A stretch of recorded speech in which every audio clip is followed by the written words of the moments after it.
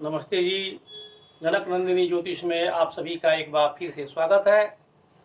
आज मैं तुला लग्न तथा उससे संबंधित शारीरिक कष्ट या रोग जो भी होते हैं उस पर प्रकाश डालने जा रहा हूँ। तुला लग्न 7 नंबर की राशि को कहते हैं। 7 नंबर की राशि का अधिकार नाभि से नीचे का पार्ट, कमर तक का जो पार्ट होता है, कमर से ऊपर और नाभि से नीचे का जो एरिया है वह तुला लग्न वालों का या तुला राशि का अधिकार उसके ऊपर होता है। इसके अंतर्गत जो भी शारीरिक संरचनाएं आती हैं, महिलाओं के लिए गर्भाशय इसी के अंतर्गत आता है, लीवर का पार्ट इसी के अंतर्गत आता है, पेट इसी के अंतर्गत आता है, खाना पचने वाला प्रक्रिया इसी के अंतर्गत आता है, खाना पचते पचते जो नीचे की ओर खिसकता है वो सब इसी के अंतर्गत आता है। आंत, अतड़ी, आंत जो भी कह सकते हैं, लीवर, ये सब इसी के अंतर्गत आता है। इस तुला राशि में जो नक्षत्र शामिल होते हैं वह मंगल, राहु और बृहस्पति का होता है। तुला लग्न का स्वामी शुक्राचार्य होते हैं। शुक्र खाने पीने के शौकीन है, पंडित जी है। पंडित जी दो होते हैं, शुक्र और गुरु। गुरु देवताओं के स्वामी हैं, तो थोड़ा खान पान का लिहाज करते हैं। पूजा पाठ कराने वाले जो ब्राह्मण होते हैं, वेद पाठी ब्राह्मण होते हैं, वह गुरु के अधीन है। अच्छे कर्म, देवताओं के गुरु है ना। लेकिन शुक्राचार्य दानों के गुरु हैं। ज्ञानी तो बहुत हैं, तंत्र मंत्र का अधिष्ठाता यही है, लेकिन इनका खान पान के ऊपर नियंत्रण नहीं होता। ये सर्वभक्षी होते हैं, अर्थात शाकाहार और मांसाहार दोनों का उतना ही प्रेमी होते हैं। ये जहाँ खाना खाने के शौकीन हैं वहाँ खाना बनाने के भी शौकीन होते हैं। इनको हर चीज़ में शौकीनी पसंद है। सामान्य रूप से दाल चावल रोटी ये नहीं खा सकते, जरूर उसमें तड़का वड़का लगा ही देगा। नॉनवेज खाएगा भी तो स्पेशल डिश बना के खाएगा। तात्पर्य यह है कि तुला लग्न वाले खाने पीने के शौकीन होते ही हैं। तुला राशि पेट पर अधिकार रखता है। यदि ये लोग खान पान पर नियंत्रण न रखेंगे तो लीवर से संबंधित, गैस से संबंधित, पैंक्रियास से संबंधित, पाचन से संबंधित, आंत से संबंधित इन लोगों को परेशानी आएगी ही आएगी। चूँकि तुला राशि में या तुला लग्न में नक्षत्र में मंगल और राहु भी शामिल है। मंगल देवताओं का स्वामी है, देवताओं के सेनाधिपति है। राहु दानवों के सेनाधिपति हैं, मतलब फौज से जुड़े हुए हैं, फौजी हैं, फौजी। तो आप लोगों को मालूम है कि फौजी को भाई खाना और पीना दोनों पसंद है, दारू उरू सब पिएगा। ये इसलिए बता रहे हैं कि खाने पीने के शौकीन तुला लग्न के व्यक्ति होते ही हैं। दारू पिएगा तो नमकीन खाएगा कि नहीं खाएगा? तो नमकीन में नॉनवेज खाएगा। ये थोड़े कि आलू की सब्जी खाएगा, नहीं खा सकता भाई, उसको नमकीन चाहिए। मैं इसलिए व्याख्या कर रहा हूँ ताकि आप लोग समझ जाए कि तुला लग्न वास्तव में क्या है और इससे संबंधित परेशानी क्यों आएगी। अब ऐसे व्यक्ति जो 7 नंबर हो लग्न में, पहले भाव में, तुला लग्न के हुए, तुला लग्न स्वामी शुक्राचार्य है, खाने पीने के सब चीज़ के शौकीन है, ये पहनने ओढ़ने के भी शौकीन होते हैं। ये सबसे स्मार्ट या हर मामले में शौकीनी झलकती है तो तुला लग्न वाले को झलकती है। अब यह अलग विषय है कि तुला लग्न का स्वामी शुक्राचार्य और तुला लग्न में नक्षत्र स्वामी में राहु भी आता है, वो दानवों का सेनापति, तो दोनों चेला और गुरु एक ही हैं। तो इनके जो सर्किल होंगे वो भी ऐसे ही होंगे, वो भी खाने पीने वाले होंगे, बैठकबाज होते हैं ऐसे लोग। अब चूंकि मंगल का नक्षत्र इसमें पड़ता है, मंगल लाल रक्त कण का कारक है, तो इन लोगों को ब्लड से संबंधित समस्या आती है। इन लोगों को ऐसी समस्या भी आ सकती है क्योंकि ज्योतिष में मंगल और राहु दोनों फौजी होने के कारण, सेनापति होने के कारण चीड़ फाड़ को पसंद करते हैं। तो शल्य क्रिया की नौबत आती है। वो शल्य क्रिया कहाँ होगी? तो पेट में होगी। दूसरी बात, यह जो मैं बताया कि तुला लग्न का अधिकार कमर के आसपास तक होता है, तो जो जननांग होते हैं वो भी प्रभावित होते हैं। महिलाओं का तो यूट्रस आ गया, तुला लग्न वाली जो महिला होगी, अधिकतर लोगों का जो गर्भाशय है उससे संबंधित समस्या आती है, ब्लीडिंग ज़्यादा होगा, गर्भाशय निकाल दिया जाएगा। ऐसे ही मामलों में एक जो मेन होता है हॉर्निया की बीमारी उन लोगों को होता है, तो हॉर्निया का प्रश्न हो सकता है ऐसे लोगों को। ऐसे लोगों को जननांग से संबंधित भी समस्या आती है। यदि ऐसे लोग खान पान पर नियंत्रण न रखेंगे तो आगे चल करके, क्योंकि पेट के अंदर मंगल और राहु के नक्षत्र आएंगे तो शल्य क्रिया तो होगी, मैंने बताया। अब जब तुला लग्न बनता है तो रोग भाव का स्वामी बृहस्पति बनते हैं। तुला लग्न का स्वामी शुक्राचार्य, दानवों के गुरु। छठा भाव रोग भाव में मीन राशि, इसका स्वामी देवगुरु बृहस्पति। मोटापा से अगर ये लोग नहीं बचे तो इनको और भी समस्या आएगी, शुगर हो जाएगा, शुगर। दोनों खाने पीने वाले तुला लग्न का व्यक्ति को आप पहचान है, आप देखिए शुक्राचार्य बहुत सुंदर ग्रह है। ऐसे लोगों को अगर टीका चंदन लगा लिया जाए, माला वाला पहन ले तो पक्का ब्राह्मण लगेगा, ब्राह्मण युवक लगेगा ही लगेगा। तुला लग्न का व्यक्ति चंदन टीका लगा ले तो इसका जो चेहरा मोहरा है भव्य लगेगा।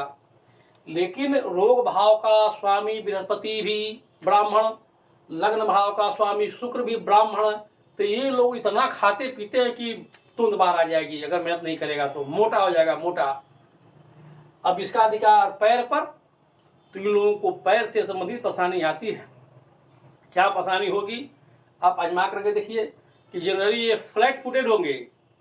अब पंडित जी तो बेचारे फौज में दौड़ नहीं सकते ज़्यादा, तो फ्लैट फुटेड ऐसे लोग होते हैं। मोटापा से होने वाली सारी बीमारियां लोगों को पकड़ लेती है, जैसे शुगर वगैरह होता है ना भाई, डायबिटीज होता है ना, ऐसे लोगों को हो जाता है। अब आठवां भाव कष्ट का, इसमें पड़ता है 2 नंबर की राशि, इसका स्वामी भी शुक्र ही है। देखिए कैसे रोग बदलता है और रोग किससे संबंधित रोग ज़्यादा होते हैं। लग्न का स्वामी भी शुक्र, शारीरिक कष्ट वाले भाव का स्वामी भी शुक्र, ये होता है वृष राशि, ये है तुला राशि, दोनों का स्वामी शुक्र है। तो शुक्र से संबंधित जो समस्याएं आती हैं, चेहरे से संबंधित, गुप्तांग से संबंधित, इन लोगों को समस्या आती है और वही कष्टकारक बनेगा। ऐसे लोगों को गला से संबंधित, दांत से संबंधित, दांत कुछ खराब हो जाता है लोगों का, इस तरह की समस्या आती ही आती है। और ये जैसे ही आ गया तो कष्टकारी होगा।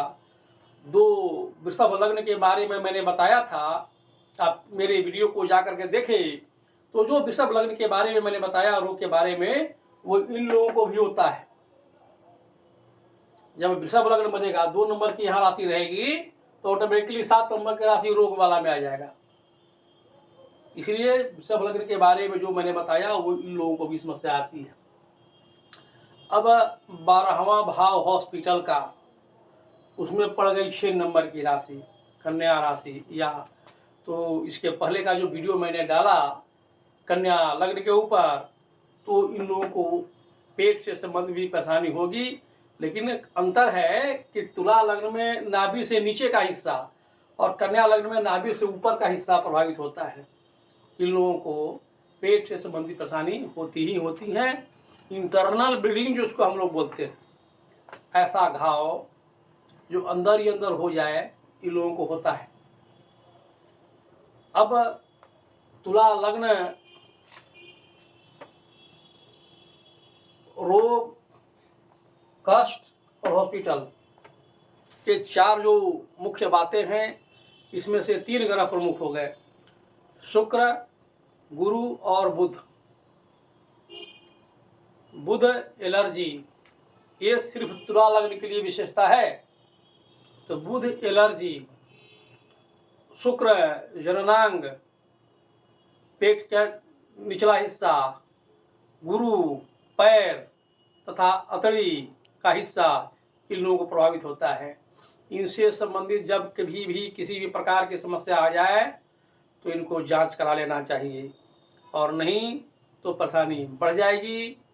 अब इसी में यदि केतु पहला भाव, छठा भाव, 10वां भाव और 12वां भाव में बैठा हुआ हो तो इन लोगों को जो भी समस्या आती है वो जल्दी पता बिल्कुल नहीं चलेगा।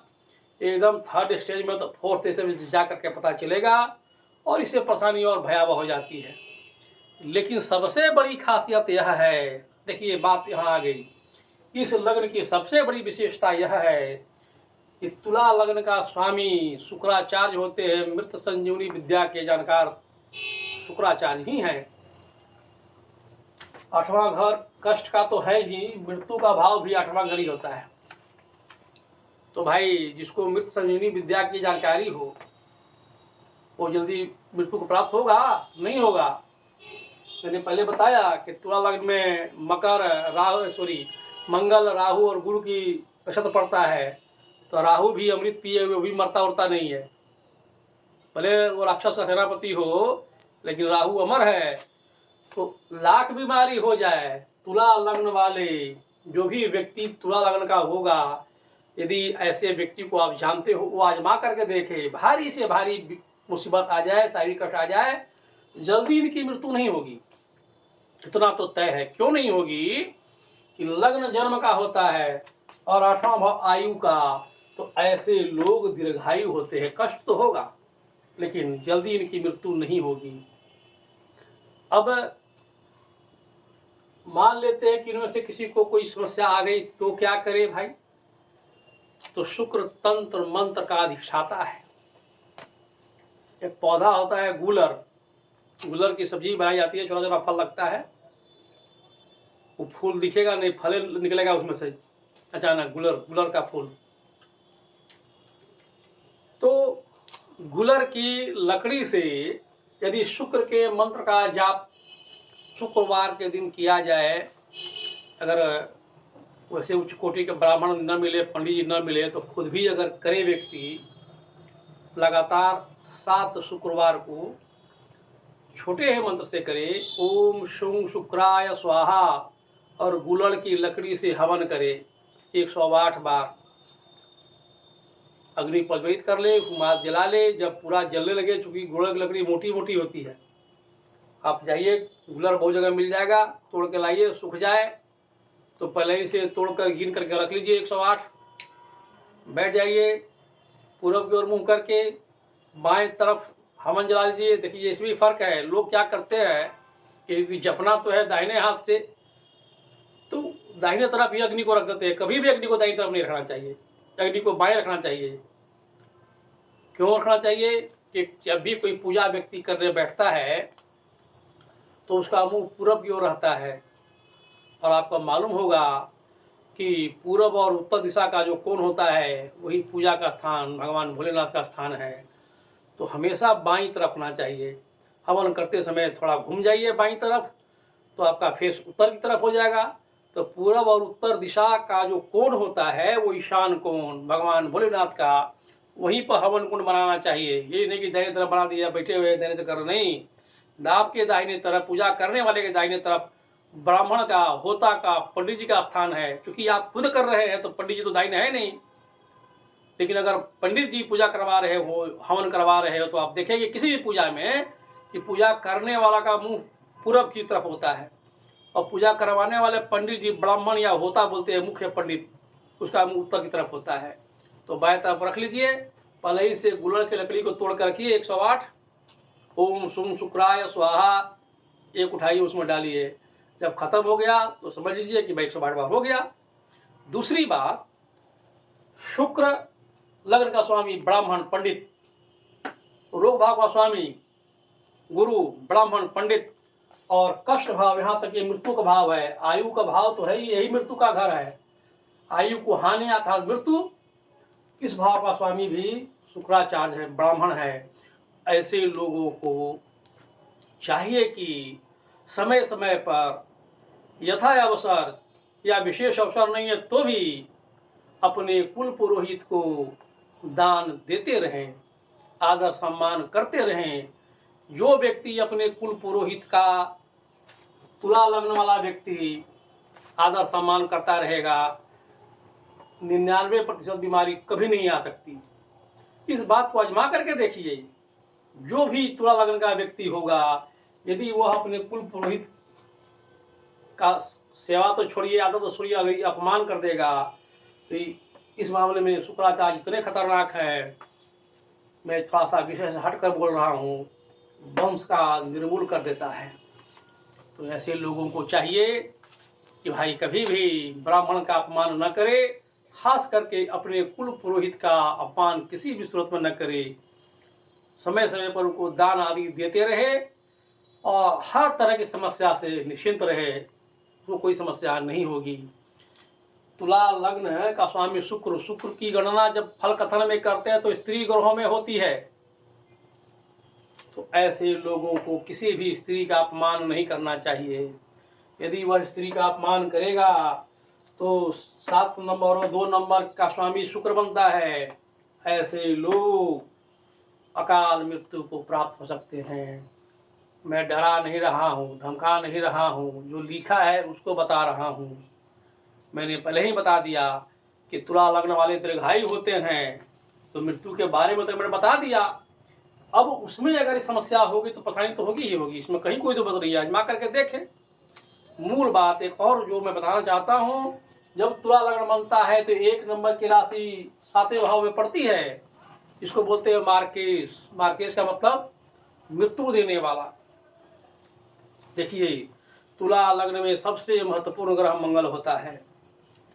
क्यों होता है? क्योंकि एक तो तुला लग्न में मंगल का नक्षत्र पड़ता है, दूसरा भाव 8वां भाव और दूसरा 7वां और दूसरा, ये दोनों भाव मार्केश कहलाते हैं, अर्थात मृत्यु देने वाले बनते हैं।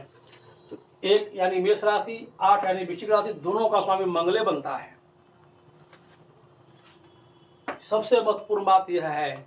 तो ऐसे लोगों को सिर दर्द, गुप्तांग के बारे में मैंने बता ही दिया और रिया के बारे में बता ही दिया, और रक्त से संबंधित परेशानी आती ही आती है। उपाय वही शुक्र के मंत्र का जप, गुलर की लकड़ी से हवन करें, बिल्कुल ठीक हो जाएगा।